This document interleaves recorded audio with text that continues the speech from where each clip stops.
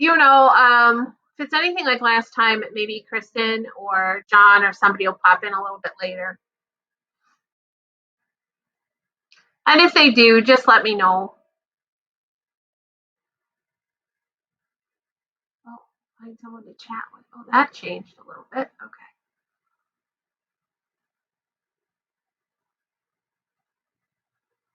Oh, now we're stuck. Okay. There we go.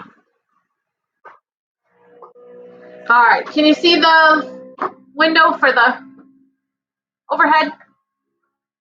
All right, great. Okay, so we did 4.1, which was logarithms. And you had mentioned just a little bit ago that the one that you had any kind of problem with from last night was finding.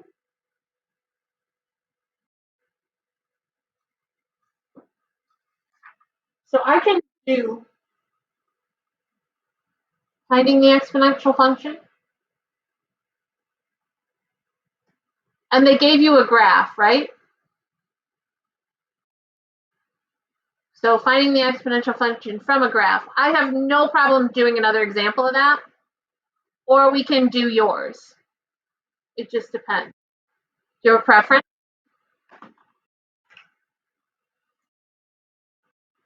Okay. Was the graph, you can help me this way, was the graph decay or was it, okay, was it decay one? Okay. So let's see, what do I got? Yeah, let's try that one. Okay, so in the textbook, this is number 24. I don't know what it is on yours, but so it gave a point there and -3.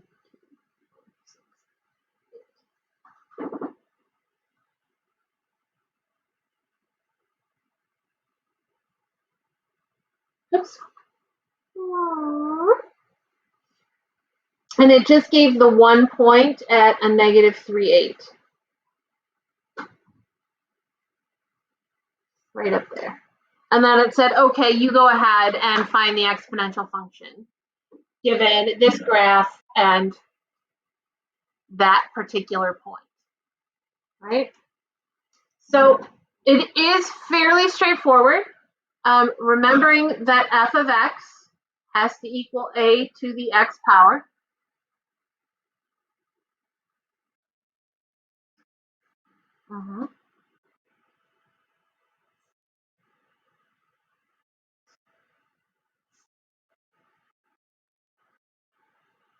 So then what I do is this 8 is going to go where that f of x is. So my f of x is 8.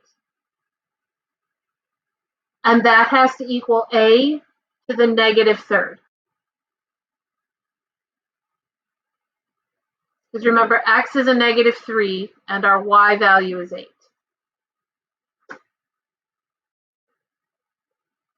So now if I work this out, that means 8 has to equal 1 over a cubed.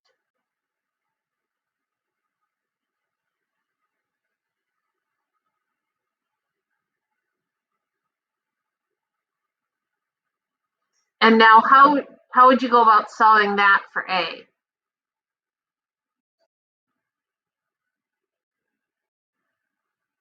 You could multiply by a, yep, 8a cubed has to equal 1.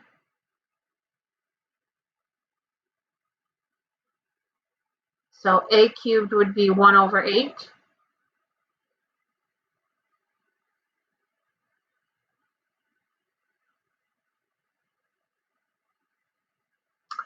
So you need to find the cube root of both of these.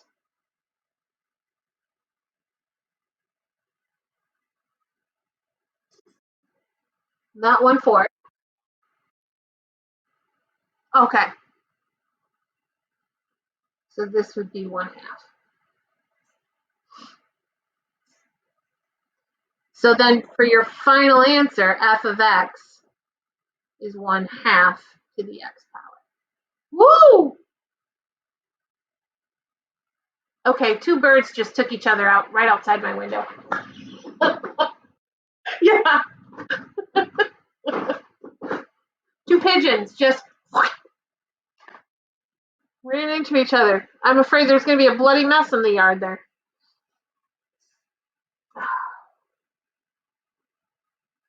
There you go. Yeah.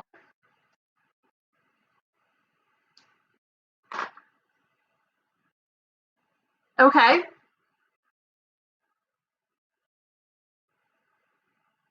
Sure. For logarithms, specifically for f of x is a to the x, there is a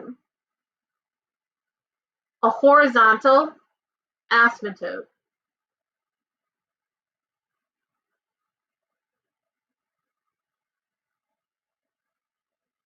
at y equals 0.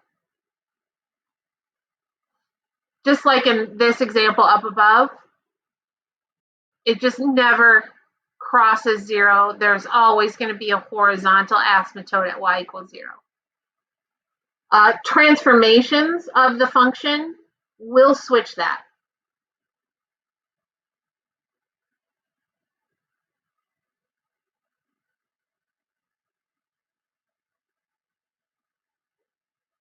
We'll move that, I should say. Specifically, if you get something like f of x is a to the x plus 4.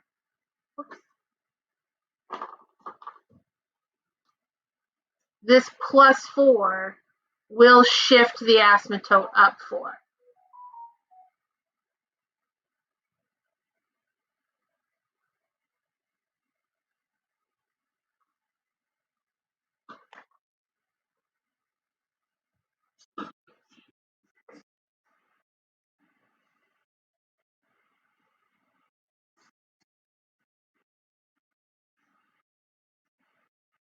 Oh, okay.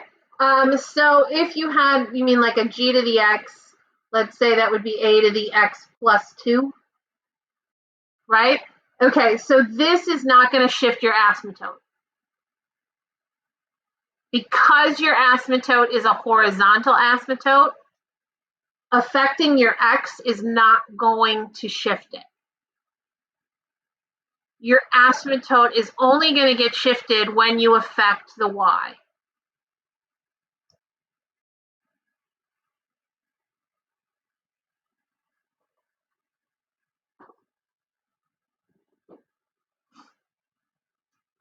Okay? Good. That at least lets me know it's still just you. Okay. Anything else you want me to clarify, Landon?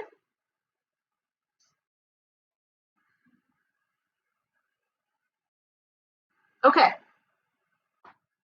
All right. Then the second part of 4.1 is logarithms and applications.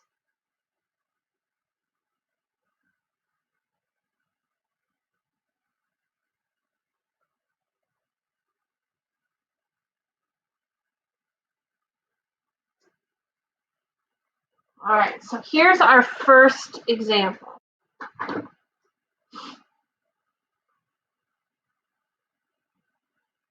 Again, this is number 53 in the text.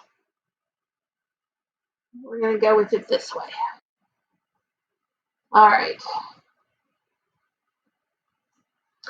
Bacteria culture contains 5,000 bacteria, or I'm sorry, 1,500, my bad.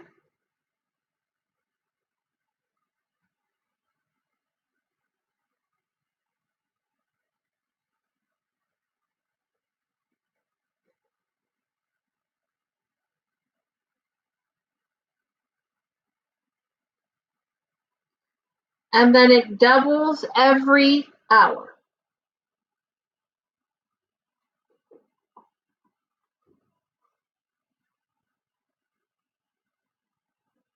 Two parts to this. Find a function n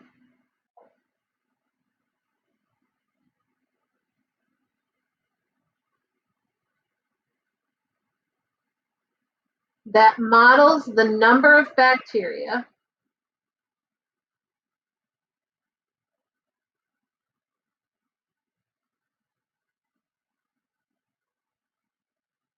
after t hours.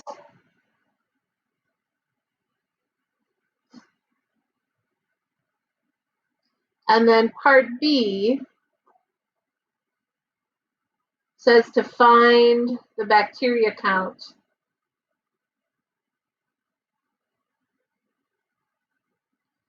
after 24 hours.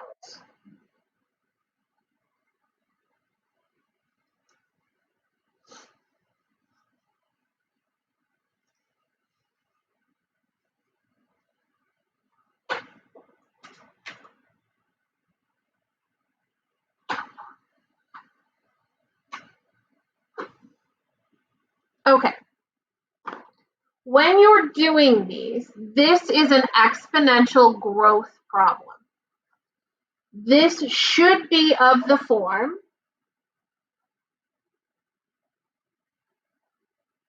the function n of t is going to be some number at 0 times an a to the x.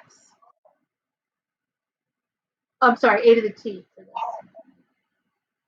Oops, because that's a t and not t.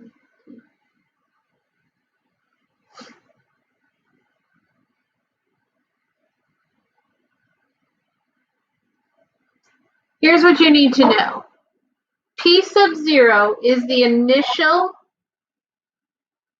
or starting count. So did you start with 4? Did you start with 1500? Did you start with 132? That P sub 0 is going to be your initial count. Correct.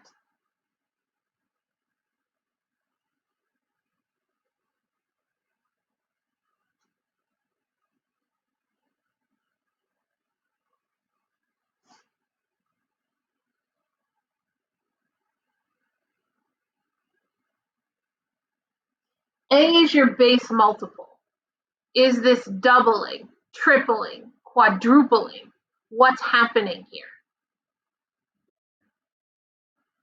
And T is your time in hours.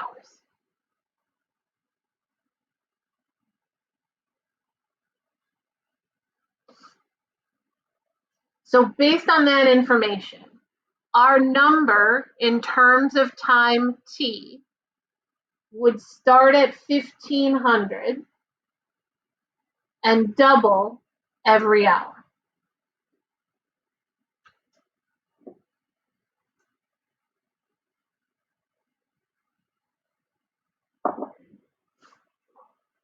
So our formula then, or our function, is n of t is equal to 1500 times 2 to the t. The bacteria count after 24 hours is just putting 24 in for t. N of 24 is 1500 times 2 to the 24th.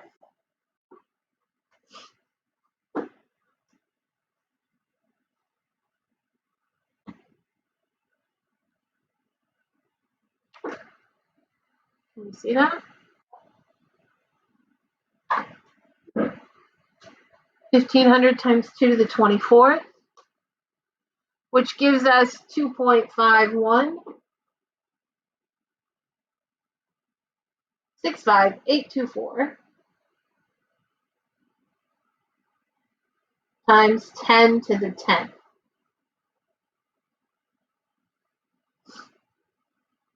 Hundreds, thousands, millions.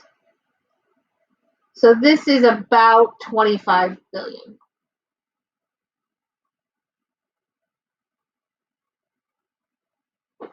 I think.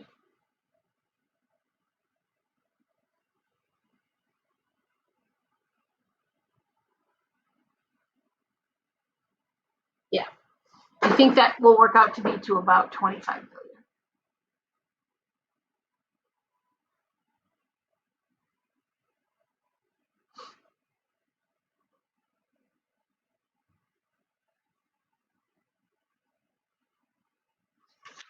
All right.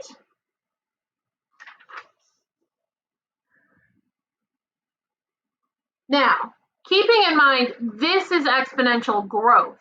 This is going to grow. If our base was, say, halving every hour, then we'd be experiencing exponential decay. We'd be getting closer and closer to zero.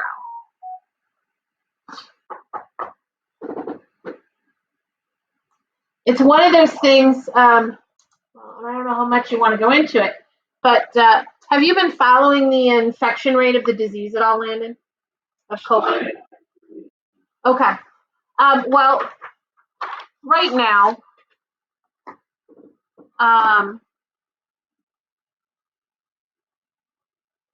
one of the things that they keep talking about is that,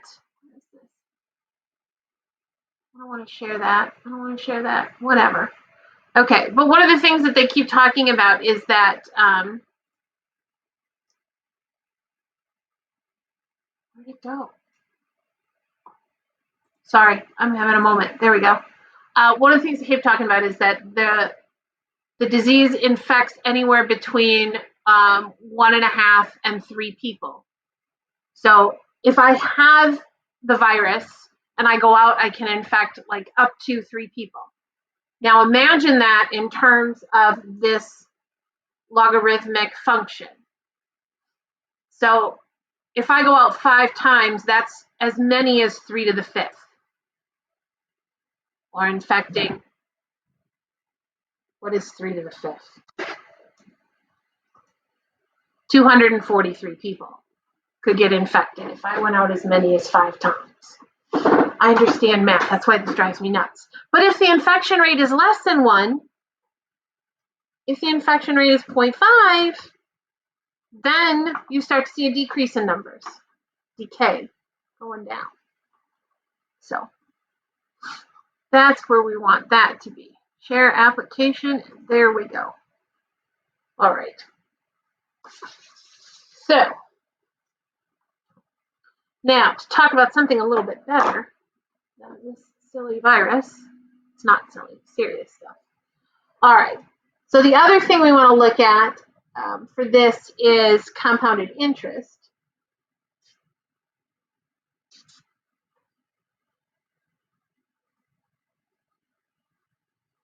And compounded interest works this way. Let's write the problem out first. If $10,000 is invested at an interest rate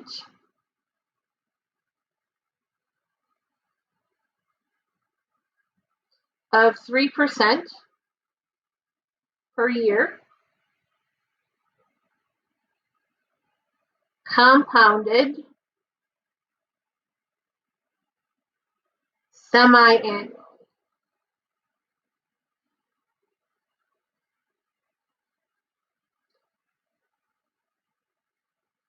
Find the value of the investment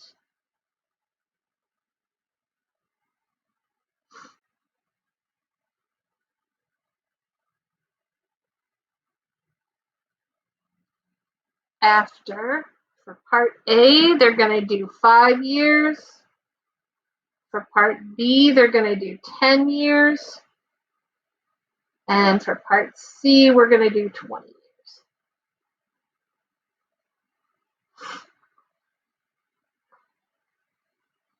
Oh, if you've had a personal finance course, you might already be familiar with some of this. If you haven't, that's okay. Let's dig into it for a minute. Compounded interest has a formula where A is equal to P 1 plus R over N to the NT.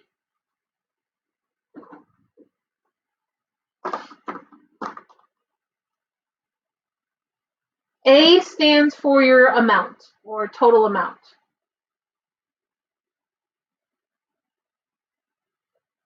P is your principal. That's the initial investment. What money did you start with? R is your interest rate. Make sure to put it as a decimal and not a percent. So we wouldn't use 3 here, we'd use 0.03. N is the number of compounds.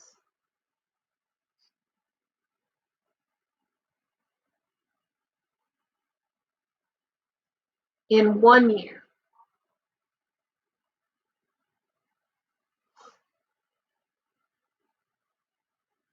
And T is time in years.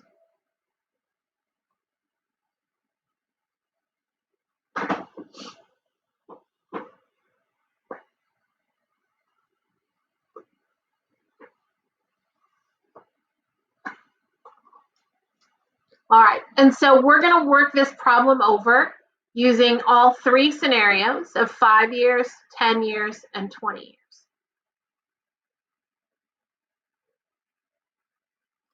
So for part A, our total amount would be the amount of our investment,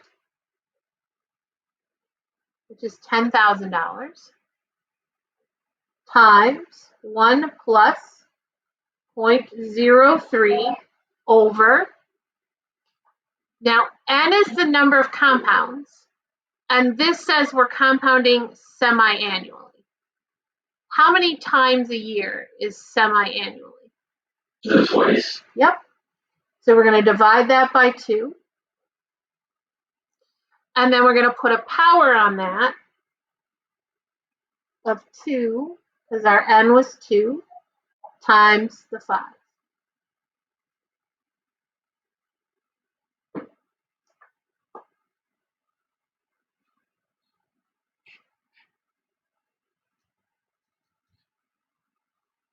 There we go.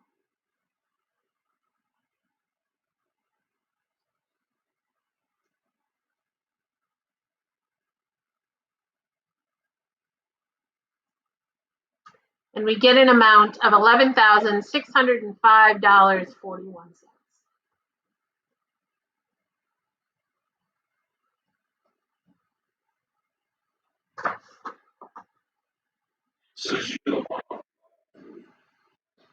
I actually don't, you can do it first. I actually just type it in.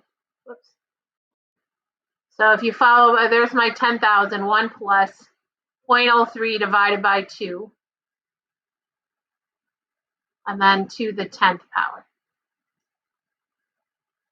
It is worth noting that if I had done 2 times 5 there, I would not have gotten the right answer. It's just a glitch of this particular calculator that if I take it to the 2 times 5 power, it squares all of this and then multiplies that answer by 5. So it's better if I can do the 2 times 5 in my head and just hit 10. Or you can put parentheses around it and then it'll work out all right. Okay, so part B is just the same exact thing, only our T is going to switch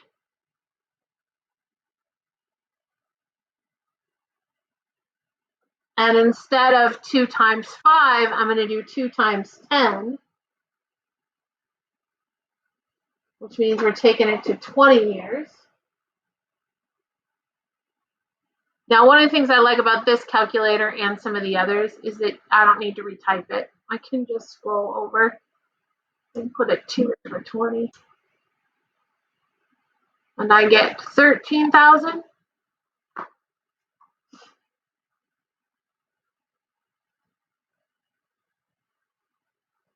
$468. 55 cents.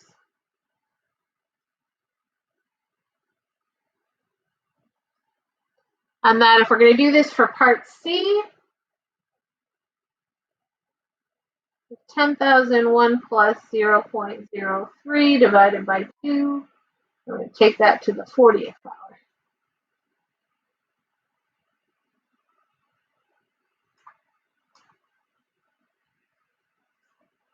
And we get $18,140.18.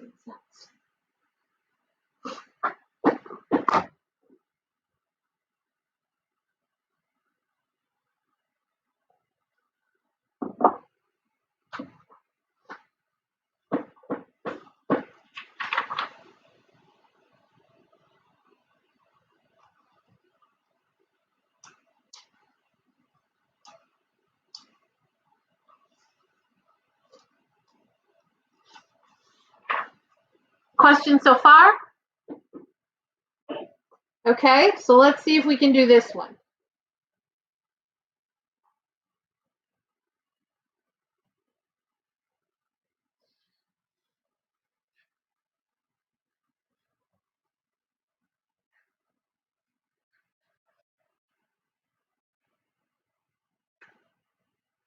All right, so sometimes they'll give you a problem like this and they'll ask you, okay, given all of this information, how long is it going to take you to double your money? Which is, if I'm investing, not a bad thing to know. I'm going to use the same general formula, 0.03 over 2. But now, instead of 2 times t, my t is going to be unknown. Oh, sorry.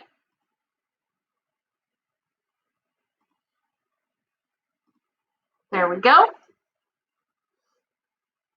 Now, since I'm doubling the money, the other thing that I can do is set this total amount equal to double 10,000, which is 20,000.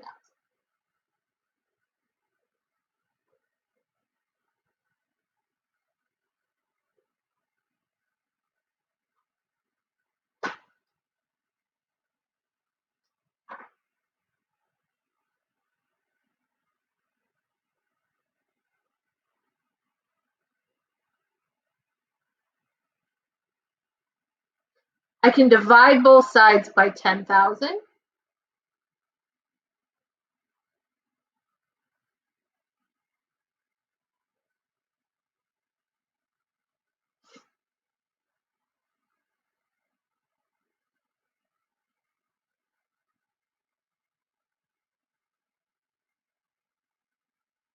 And I can take the square root.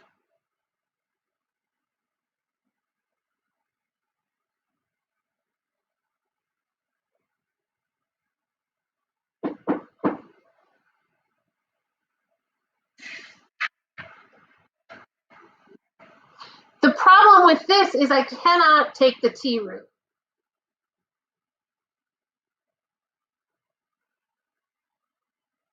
Because I don't know what that is. So at this point, I can't do any more with this problem. I have talked you into a dead end, and we will be at that dead end until 4.3.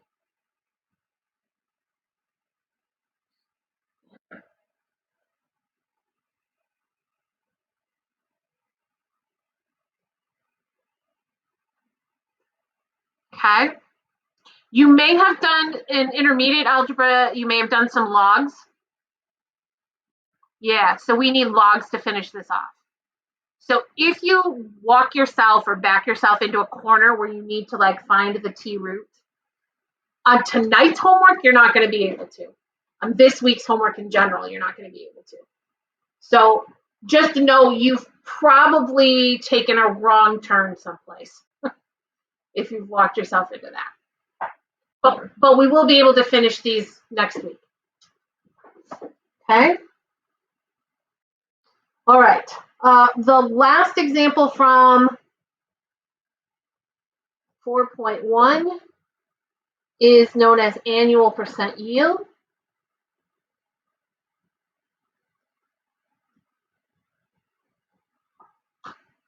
Sometimes APY. This is often listed on credit cards and any kind of loan statements. You'll often hear them talk about the APY. The APY is simply a form of the previous formula. It is 1 plus R over N to the NT.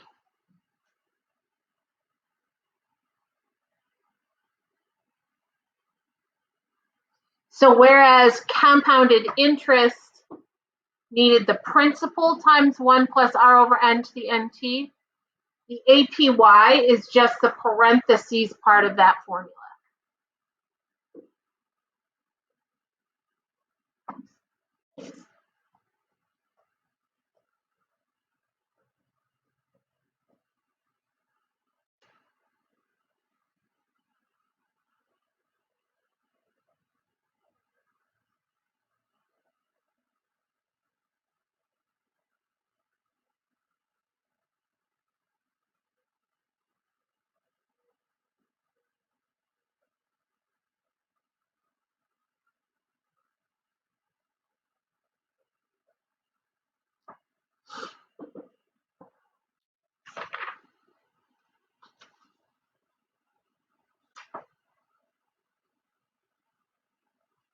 All right, so if we were to find the APY for an investment that earns 8% a year compounded monthly, that APY would just be 1 plus 0.08 total number of compounds in a year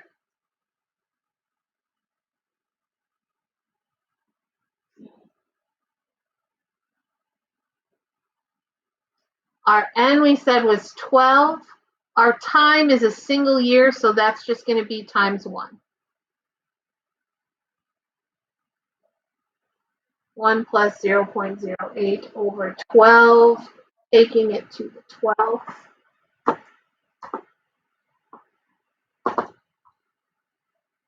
Whoops. There we go.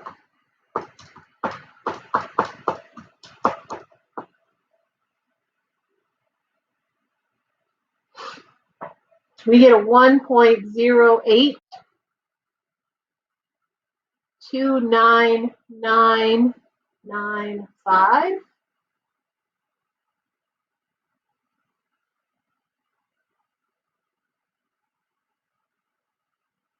Now,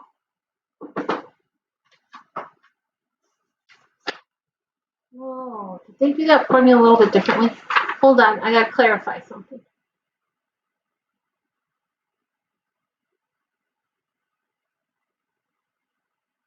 Okay, all right, they're doing it slightly different.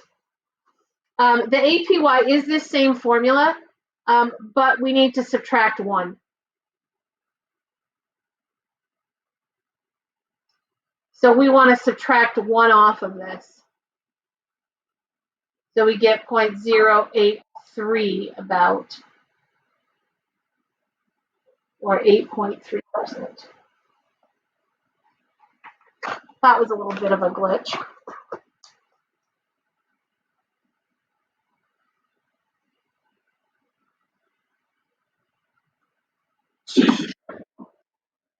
Yeah, we subtract 1 for the initial investment for 100% of the money, because when you make an investment into an account, if I put, let's say, $10,000 in, like the earlier investment, I expect that I will get at least $10,000 back. If I wasn't making any interest and I put $10,000 aside, I should still get $10,000 back, right? 100% of my money should be there at least. The APY, this part right here, gives you what will be there at the end of a year. So 100% of your money plus the extra. So when you subtract the 1, you're subtracting that initial $10,000 that you put in. And this is saying you should have an additional 8.3%.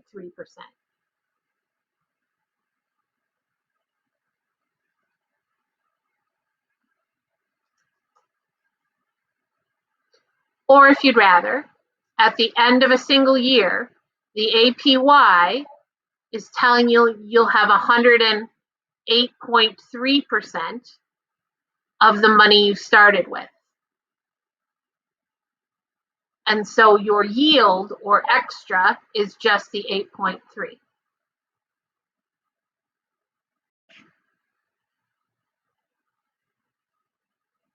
Let's try that.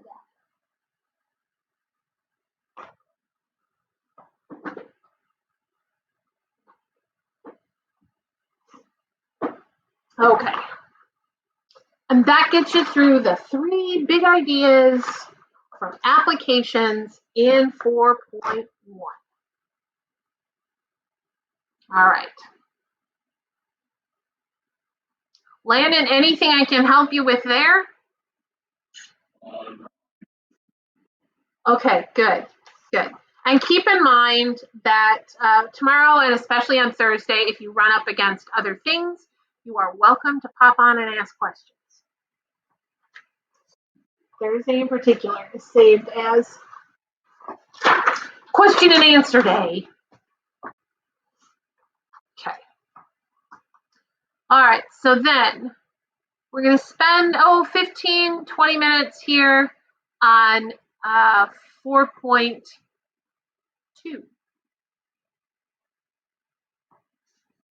Okay, let's see what we can get started here.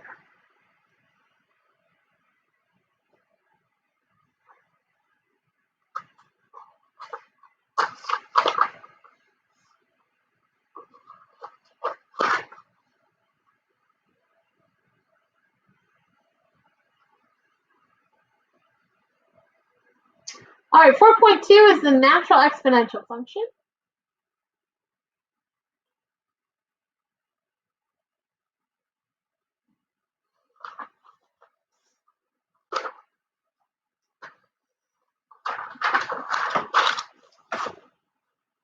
This is a special base.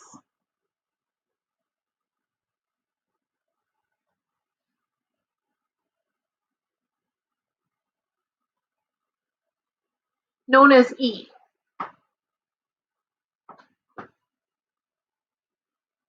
It is mostly used in calculus. Whoops.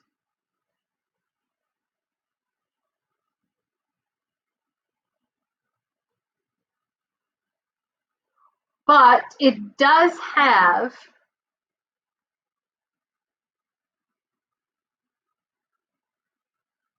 several, well, applications, I can say.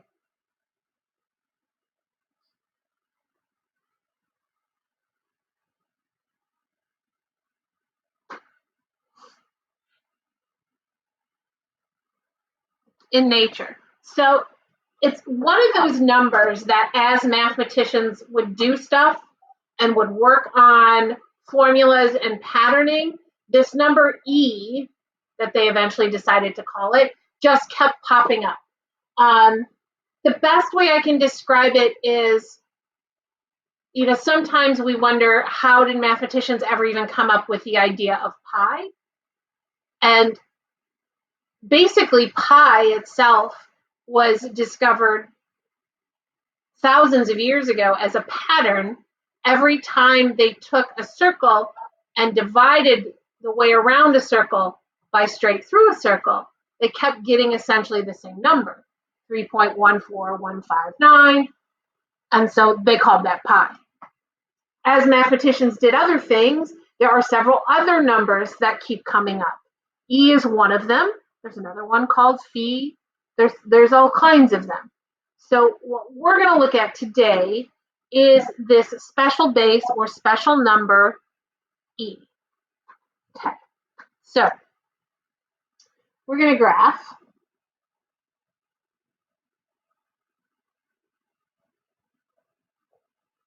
Oops, I don't want I want x. I want f of n.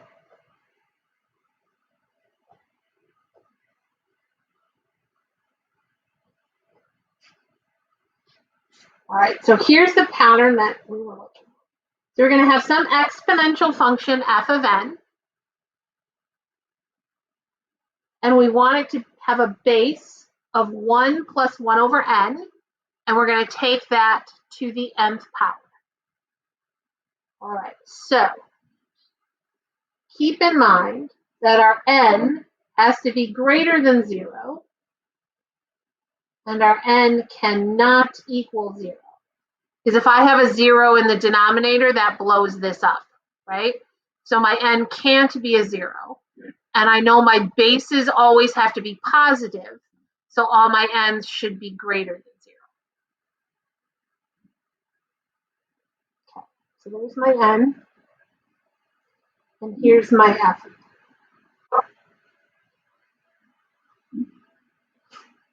And I'm just going to start out small. I'm going to let my n equal 1. If I let n equal 1, then this becomes 1 plus 1 over 1. That's 2 to the first power. That's just going to be a 2.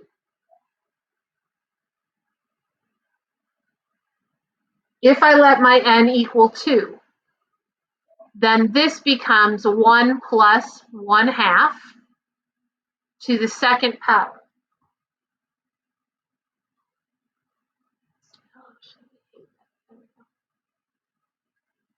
One plus 1/2. Oh, I don't need a sign. 1 plus 1, there we go, half. And then I'm going to take that to the second power. And when I do that, I get a 2 1/4. So I get a 2.25.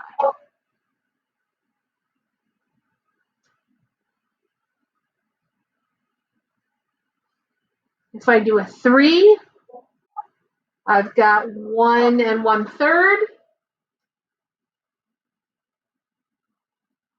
I'm going to take that to the third power, and I get a 2.37037.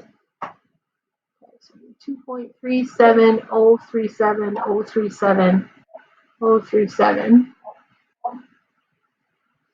I'm going to start jumping around a little bit here.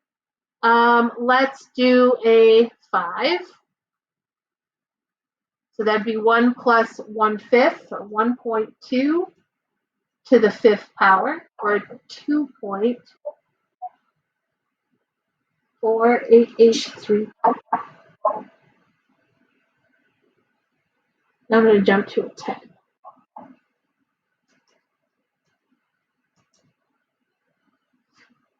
Or 1 1/10, which is 1.1, taken to the 10th power.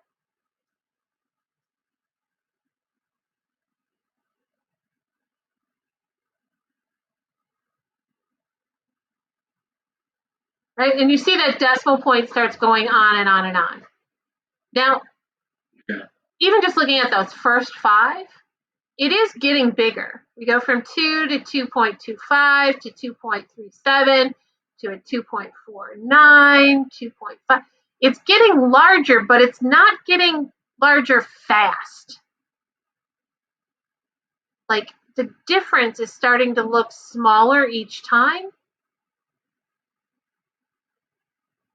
So I'm going to make a big jump. I'm going to go to 100.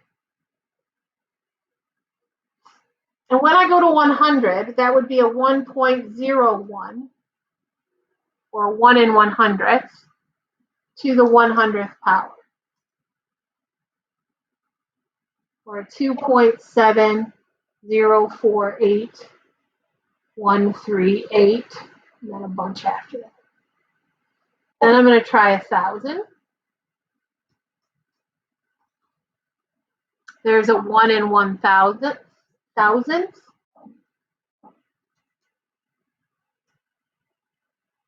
2.7169239.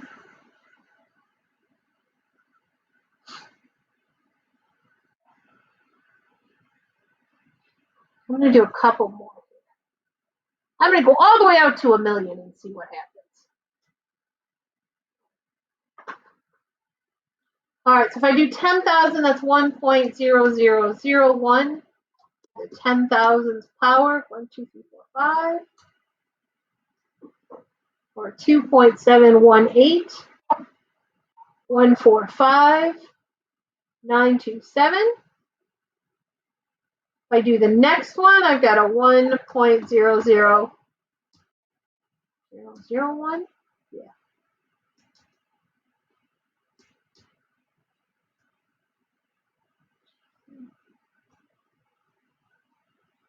And I get a 2.718, 268, 237. And if I do the millionth, 1.12345, 1, 2, 3, 4, 5, 6. Now I get a 2.78.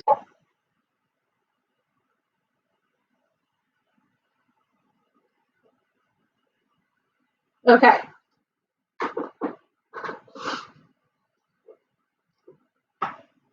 So if you had to guess,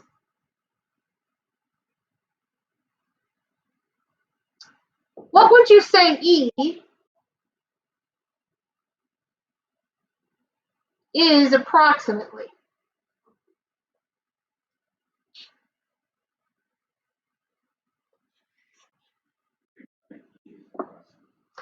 Well, yeah.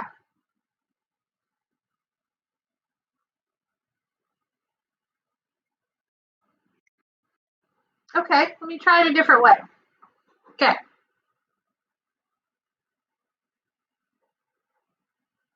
The number E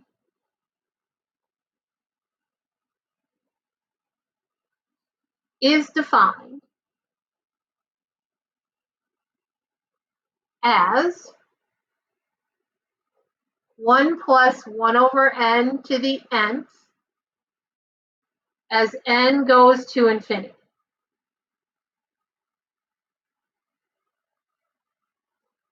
Based on this, and what I've seen happens to 1 plus n to the n, then E could be said to be approximately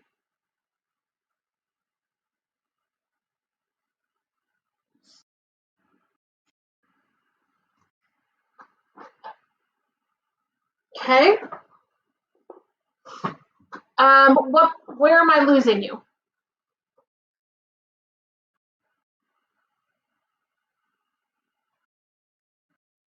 Yeah, I'm essentially looking for the pattern.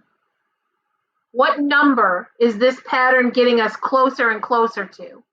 Like if you had to give me two decimal places, what would you say?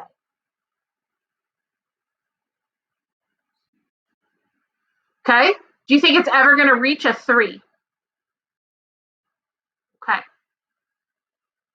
So if you had to approximate it and give me, say, just 1 decimal place.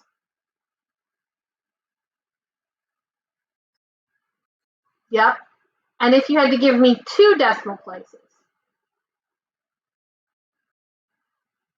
2, because you round. Yeah. But we usually use 3 decimal places and say that E is approximately 2.718.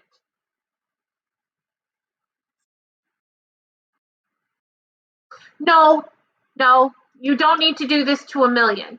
I've only done this to establish the pattern that as my n's get larger and larger, I'm getting closer to a 2.718.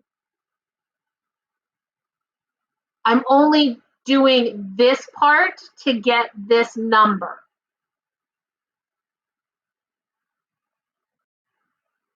I'm basically trying to find how close I can get to the actual value of E. Right? Like an asymptote comes up to the 0, but never quite touches it. Yep, we're approaching this value known as E.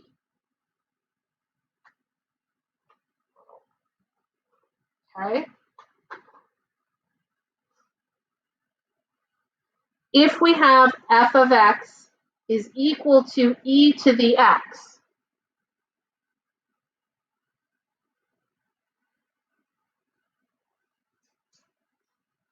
this is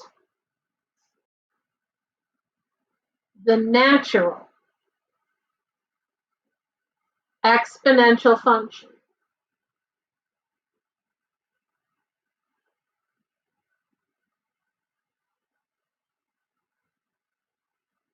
with a base of e,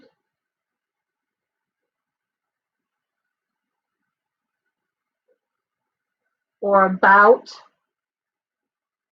2.718.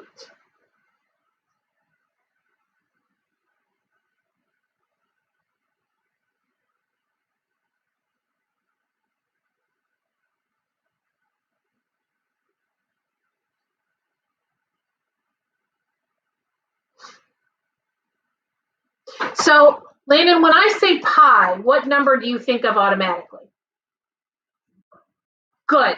We need you to now put in a new number for a letter. So when I say E, I need you to automatically think 2.718. Okay? So E is not some letter. It's not like some variable. We'll work with it like one, but I need you to recognize that that is like 2.718. Okay? So just like pi is a little bit more than 3, I need you to think of E as being a little bit less than 3. Okay. So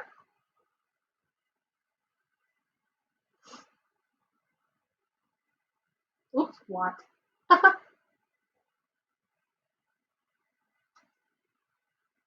So what is e to the 5th?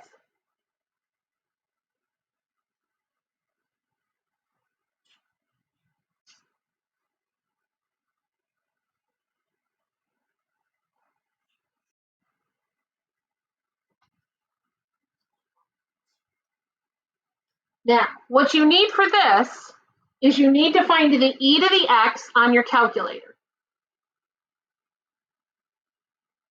If you've got a calculator like this one, it's in the first column. And do you see my green there, e to the x?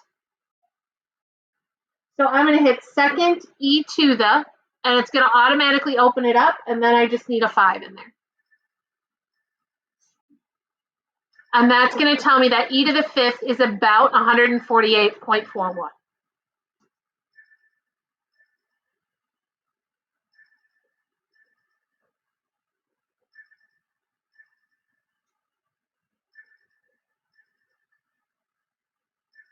What about e to the -1?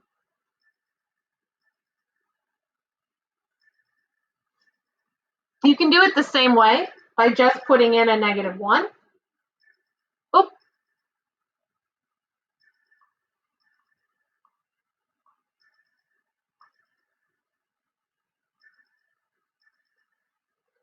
Boy, it's just being weird.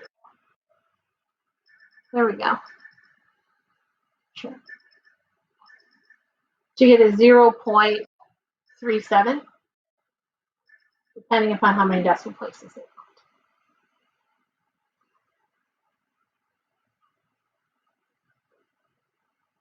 And in the beginning of 4.2, they ask you all different kinds of ones like this. They'll ask you to find e to the 0. They ask you to find e to the -√2. They ask you to find e to the 1st. So there's simple ones, there's harder ones. E to the 0, anything to the 0 power is always 1. E to the 1st power is just that 2.718 that we talked about.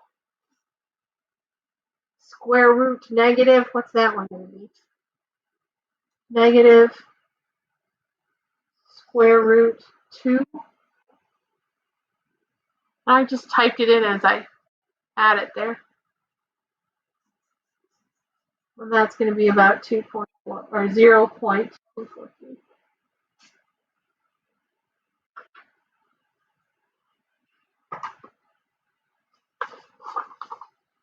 Right?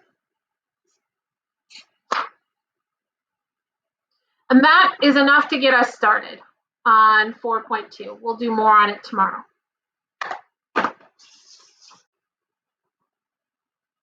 Okay, any last minute questions, Landon? Okay. I am glad. All right. Well, if you run into anything, you let me know, okay? All right, thanks for showing up today. Appreciate it. See you tomorrow.